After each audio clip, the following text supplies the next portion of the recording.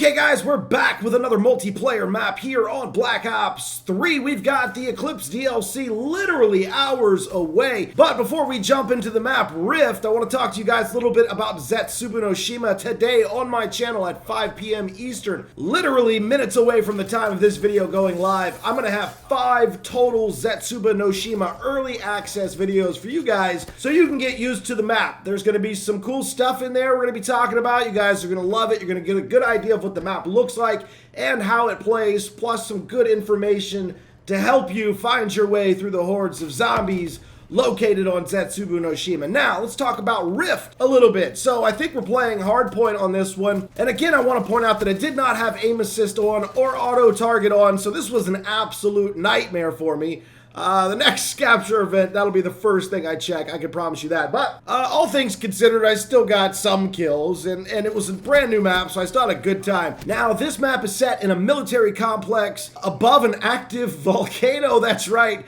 a freaking volcano. Now, there are a couple of things about this map that I really did enjoy. There are some cool wall running opportunities along the outside of the map, and it seemed like there was quite a few corridors for some tight close quarter engagements, which is what I really look for in a multiplayer map. Some of the downsides of this map is falling off everywhere and burning alive.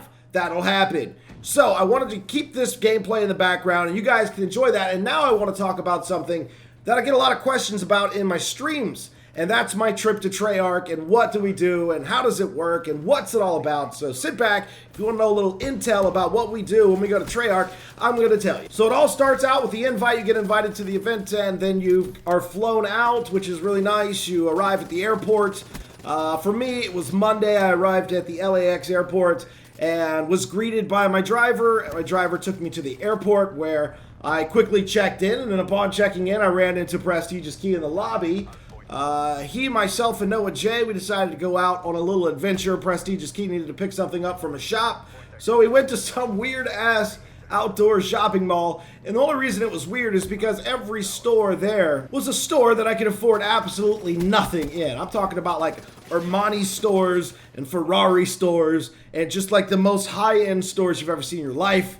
We weren't in Beverly Hills either. And then in the middle of this mall, there was some sort of like infomercial taking place. You know those late night commercials that are on TV where everybody's working out to some ridiculous hip hop program? And this was happening. There must have been 50 people like exercising to workout music, like dancercising.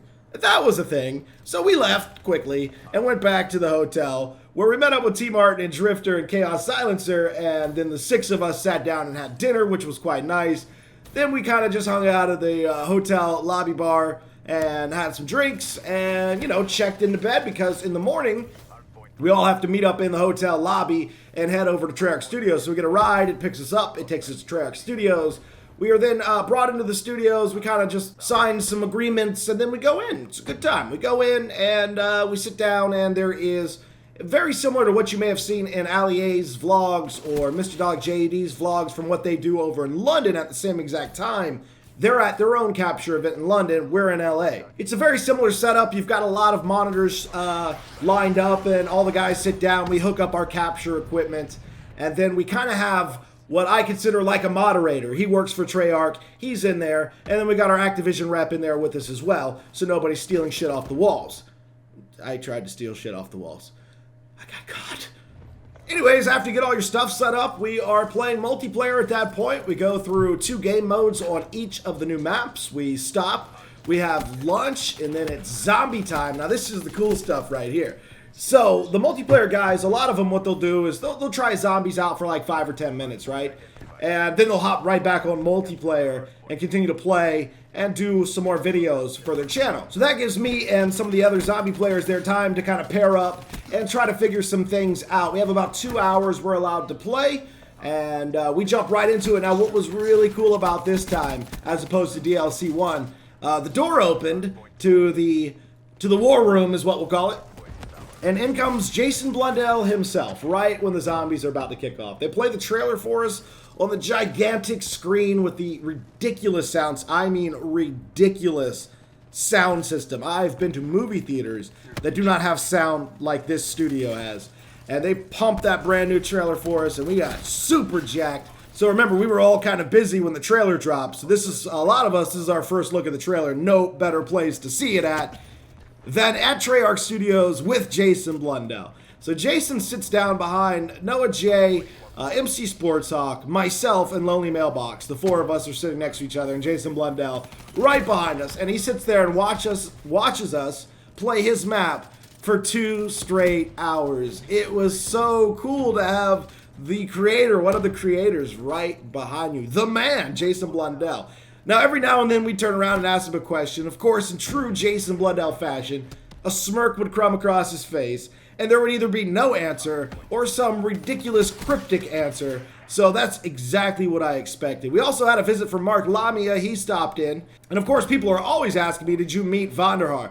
Well, yeah, I did in DLC 1. Myself, him, and Hutch were outside at the same time, and he and Hutch apparently know each other pretty well. So through Hutch, I was actually able to meet Vonderhaar and have a good conversation with him because it was the three of us, just the three of us outside, just kind of chilling, and the conversations just started flowing. So it was a really good kind of like an intimate opportunity to talk to David Vonderhaar, which I really, really enjoyed. So we get our footage, and then we pack up, and we're headed back to the hotel. Now, for most of us, our planes don't leave until 10, 11, 12, 1 in the morning, right? But we're back at the hotel by 5 or 6 p.m. So we got time to kill. So we pretty much just hang out in the hotel lobby bar, not drinking, okay? We're not a bunch of hooligans. I mean, we have a couple beers, but just sitting around editing videos from that day, talking to one another, learning each other's secrets and tips. And then, of course, there was a second group that came the next day that was going to do some recording because they can't fit everybody in Treyarch at once. And some of the second group was staying at the hotel, so we got to meet some of those guys, and they hung out with us for a little bit.